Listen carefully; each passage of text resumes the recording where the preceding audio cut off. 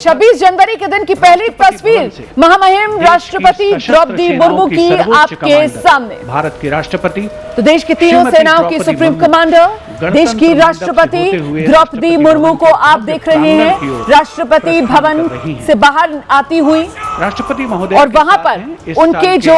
अंगरक्षक हैं, जो प्रेसिडेंट्स बॉडीगार्ड हैं, वो पहले से ही तैनात हैं। यूरोपीय परिषद पहले सलामी यहां राष्ट्रपति द्रौपदी मुर्मू को दी जाएगी राष्ट्रपति भवन के प्रांगण में, फिर यहां से वो अपनी बग्गी में सवार होंगी और उनके साथ आप देख रहे हैं दोनों जो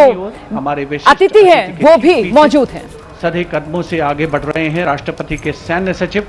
मेजर जनरल वुडे परीदा और उनके बाईं ओर हैं राष्ट्रपति के उप सैन्य सचिव ग्रुप कैप्टन अर्पित काला। इस सेरेमोनियल प्रोसेशन को एस्कॉर्ट कर रहे हैं राष्ट्रपति महोदया के एडीसी मेजर ऋषभ सिंह सांब्याल और उनके बाईं ओर हैं एडीसी मेजर सिद्धार्थ शर्मा। सलामी मंच पर पहुंचने पर प्रेसिडेंट बॉडीगार्ड द्वारा नेशनल सैल्यूट माननीय राष्ट्रपति महोदया को प्रदान किया जाएगा।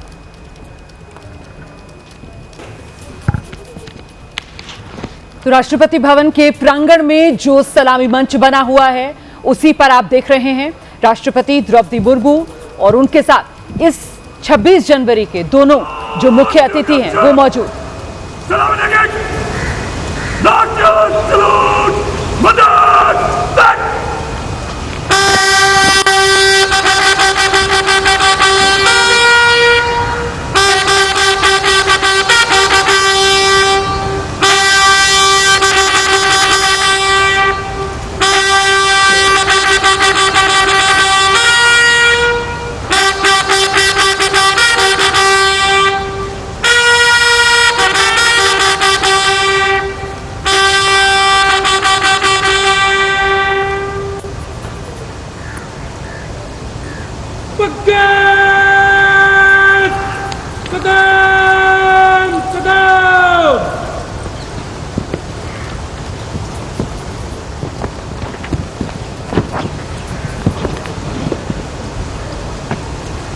राष्ट्रपति भवन के भव्य प्रांगण में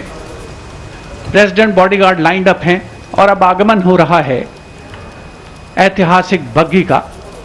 जिस पर देश की राष्ट्रपति माननीय श्रीमती द्रौपदी मुर्मू, हमारे इस वर्ष के गणतंत्र दिवस के विशिष्ट अतिथि यूरोपीय परिषद के अध्यक्ष श्री एंटोनियो कोस्टा और यूरोपीय आयोग की अध्यक्ष उर्जुला फॉन डेर लायन के साथ समारोह पूर्वक कर्तव्य पथ की ओर प्रस्थान करेंगे। ये जो तस्वीर आप देख रहे हैं ये इसलिए बेहद महत्वपूर्ण हो जाती है क्योंकि देखिए साल 2024 में 40 साल के लंबे अंतराल के बाद राष्ट्रपति द्रौपदी मुर्मू गणतंत्र दिवस के मौके पर शाही बग्गी में सवार हुई थी। 40 साल के बाद उन्होंने इस परंपरा को दोबारा शुरू किया था और आज एक बार फिर शाही बग्गी में राष्ट्रपति द्रौपदी मुर्मू सवार होंगी और उनके साथ जो मुख्य अतिथि हैं वो भी इसी शाही बग्गी में सवार होंगे। तो ये शाही बग्गी वाली जो परंपरा है जो आजादी के बाद से चलती रही, लेकिन उसके बाद सुरक्षा कारणों से इसको बंद कर दिया गया था। 2024 से ये दोबारा शुरू हुई है और जो यूरोपियन यूनियन का नेतृत्व मुख्य अतिथि के तौर पर है उनके लिए तो वाकई में ये बिल्कुल एक अलग अद्भुत सा अनुभव रहने वाला है आज। बिल्कुल, बहुत उनके लिए एक अजीब सा ये मतलब। सर पहले जरा ये बैठने का क्रम बता पाएंगे दर्शकों को कि किस तरीके से बाकायदा वो जो सीटिंग अरेंजमेंट होता है वो तय किया जाता है। राष्ट्रपति महोदया जो हैं वो कैसे बग्गी में जो दाईं तरफ होती है उस तरफ वो बैठती हैं और ये बग्गी है तो यहाँ तो आमने सामने एक दूसरे के सामने आप बैठे हुए हैं। तो इस क्रम के बारे में जरा जनरल मिनिस्टर। हाँ देखिए, इसमें साफ है कि जो ये प्रेसिडेंट ऑफ इंडिया है हमेशा वो सबसे सीनियर है तो वो सबसे राइट पे बैठेंगी और वो आगे की तरफ फेस करेंगी और उनके साथ जो उनके एमए है वो उनके बगल में रहेंगे और जो गेस्ट हैं वो उनके अपोजिट बैठेंगे। तो ये परंपरा है because she is the supreme commander of the Indian arm forces और वो देश की प्रेसिडेंट है। और आप जो बीच में एक और बात कर रही थी मैं वो बताना चाहूंगा, जब आपने पूछा था वो ये तस्वीर सर, इस तस्वीर पर ही अभी तो बात करनी होगी क्योंकि बग्गी में बैठी हुई हैं और मैं तो वो उर्सुला का जो एक चेहरा देखने एक झलक सी दिखी उनके चेहरे की, वो जो एक स्माइल थी, वो जो एक खुशी थी, वो बता रही थी कि वो कितना अद्भुत इस अनुभव को महसूस कर पा रही हैं भीतर तक, क्योंकि देखिए आप जरा क्या शाही अंदाज है, किस तरीके से वो बग्घी में सवार हैं और राष्ट्रपति के जो अंगरक्षक हैं वो उनको एस्कॉर्ट करके आगे कर्तव्य पथ की ओर लेकर चल रहे हैं। और कमोडोर बहल जिस बात का जिक्र कर रहे थे, राष्ट्रपति के अंगरक्षकों का जिक्र कर रहे थे, कैसे 6-6 फुट लंबे जवान होते हैं, करीब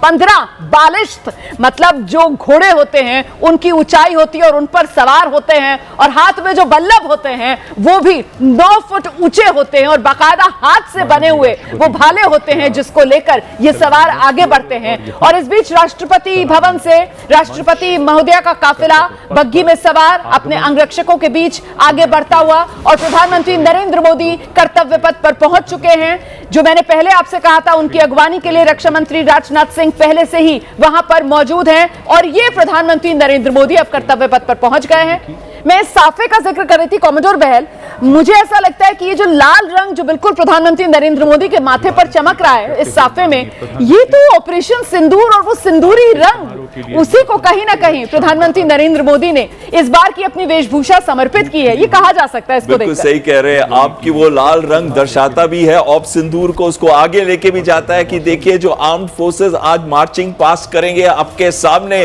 और जो ऑप सिंदूर में उन्होंने कमाल किया था इंटीग्रेटेड ऑपरेशंस करके, तो कहीं ना कहीं भारत आज बहुत ही प्राउड है अपने वीरों पे, अपने देश के नागरिकों पे भी, क्योंकि वो भी एक अहम वॉरियर है आज, चाहे वो इकोनॉमिक वॉरियर हो या फिर फर्स्ट लाइन ऑफ डिफेंस हो जहां पे आतंकवाद की बात आती है। और कहीं ना कहीं आपने ये भी देखा होगा कि जो ऑप सिंदूर के बाद एक अवेयरनेस पूरे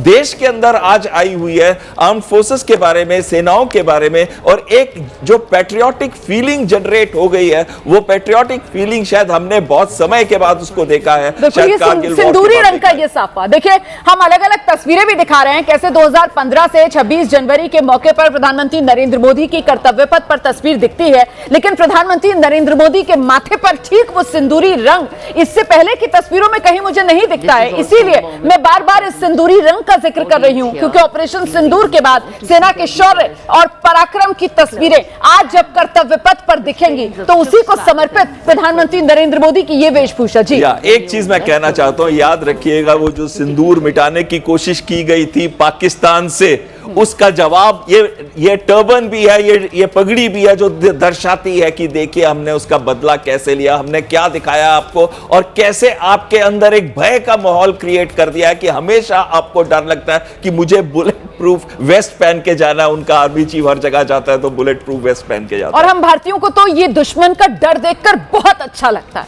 बहुत अच्छा है पाकिस्तान डरे। फिलहाल ये देखिए आप कैसे अब वीवीआईपी प्रोटोकॉल के तहत उपराष्ट्रपति का ये काफिला है, पहुंच गए हैं उपराष्ट्रपति, उनकी अगवानी प्रधानमंत्री नरेंद्र मोदी करते हैं।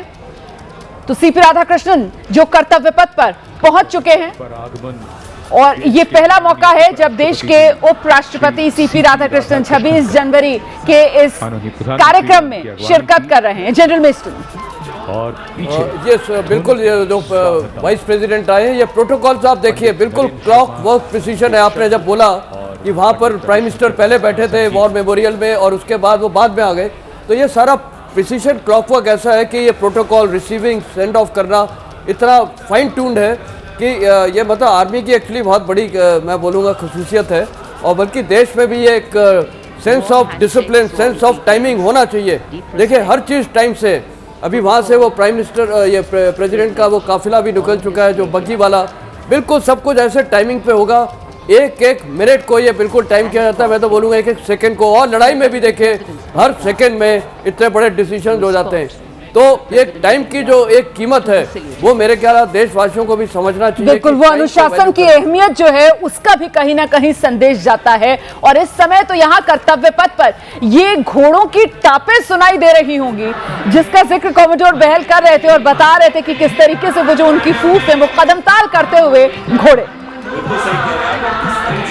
घोड़े कर रहे हैं, और इनमें से कोई भी ऐसा नहीं है जो बिदक रहा हो, और एक ही डायरेक्शन में यूनिफॉर्मली चल रहे हैं आगे। और ये ट्रेनिंग बहुत महत्वपूर्ण तरीके से इनको कराई जाती है, ये एक दिन में नहीं प्राप्त होती, ये कई सालों की ट्रेनिंग इनके साथ होती है। और जो घोड़े हैं ना, उनको घोड़ा नहीं गिना जाता, उनको एक इंसान, एक सोल्जर का गिना जाता है, और वो भी भारतीय सेना के वैल्यूएबल कंट्रीब्यूटर है, वैल्यूएबल सैनिक है। खासकर वो सैनिक जिन्होंने पुराने युद्धों में बहुत महत्वपूर्ण रोल इस्तेमाल किया था। और ये जो घोड़े हैं ये डरते भी नहीं है। अगर आप देखिए कोई भी जोर की आवाज आती है या इतना बड़ा क्राउड देखेंगे तो कहीं ना कहीं घोड़ों के अंदर वो मचलना शुरू कर देते हैं। ऐसा कुछ नहीं है, बिल्कुल। और मुझे लगता है जरा सा इस रेजिमेंट के बारे में भी अगर बताएं तो राष्ट्रपति के ये अंगरक्षक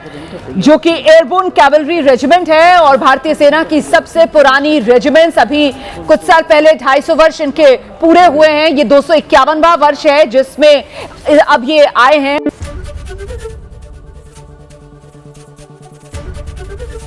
एबीपी गंगा, खबर आपकी, जुबान आपकी।